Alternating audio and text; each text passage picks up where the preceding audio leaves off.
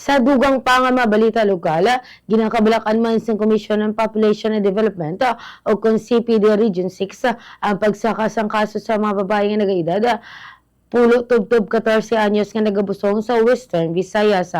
Base sa data sa Philippine Statistics Authority, naka-record ang rehiyon sa 4,867 ka-adolescent births o kung pagpanganak sa mga babae nga nag-edad 15 tubtob 19 anyos sa tuig 2024.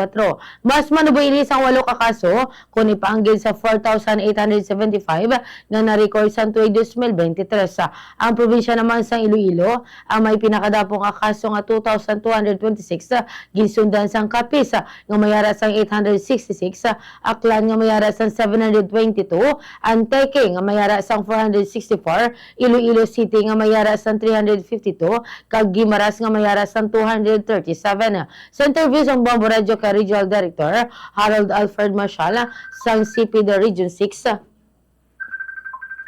iyagin pahayag nga kinahanglan mas mabakod kag pagiya sa mga ginikanan buluthuan kag komunidad agud maprotektahan ang mga kabataan. Suno kay Marshall, ang mga nagapungo nga kabangdanan sang early pregnancy amo ang kakulang sang hustong impormasyon party man o kun party man sa reproductive health kag responsable nga relasyon kag sala man nga impormasyon nga posible makuha sa mga barkada o kun sa social media. Dugang pa sa natungdan, padayon man ang CPD sa pagpatuman sa nagkanilang nga programa kag kampanya agud malikawan ang unplanned pregnancy sa mga kabataan.